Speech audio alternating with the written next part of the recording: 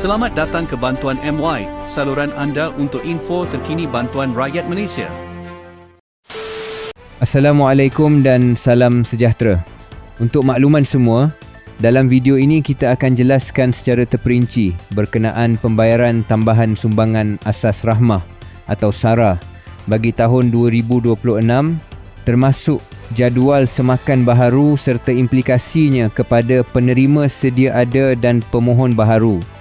Kerajaan telah menetapkan beberapa tarikh penting bagi proses semakan data e-Kasih yang akan menentukan kelayakan, kadar bantuan serta tarikh mula pembayaran SARA sepanjang tahun 2026. Perlu difahami bahawa semakan ini melibatkan penerima STR yang berada dalam kategori e-Kasih miskin dan miskin tegar serta pemohon baharu yang lulus pada tempoh tertentu.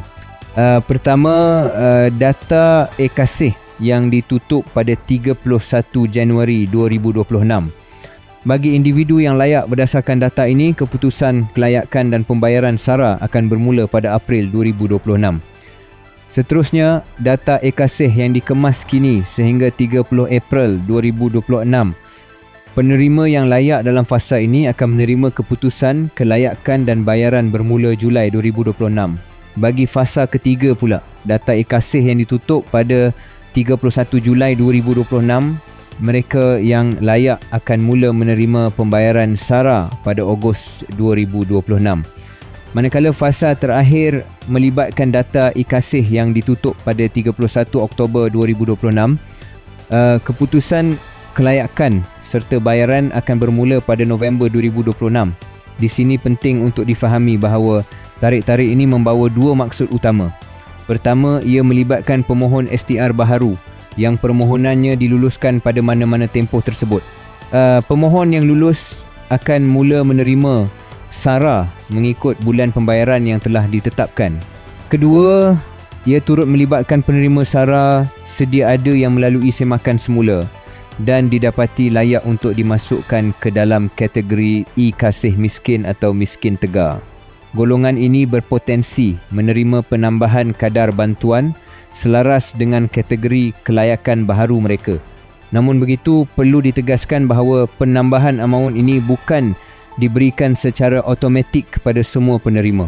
Proses semakan yang dijalankan adalah ketat dan menyeluruh. Walaupun seseorang tersenarai dalam pangkalan data e-Kasih, kelayakan masih tertakluk kepada pelbagai faktor lain, termasuk jumlah bantuan daripada agensi lain, status pemilikan harta, kenderaan serta maklumat isi rumah yang telah dikemas kini.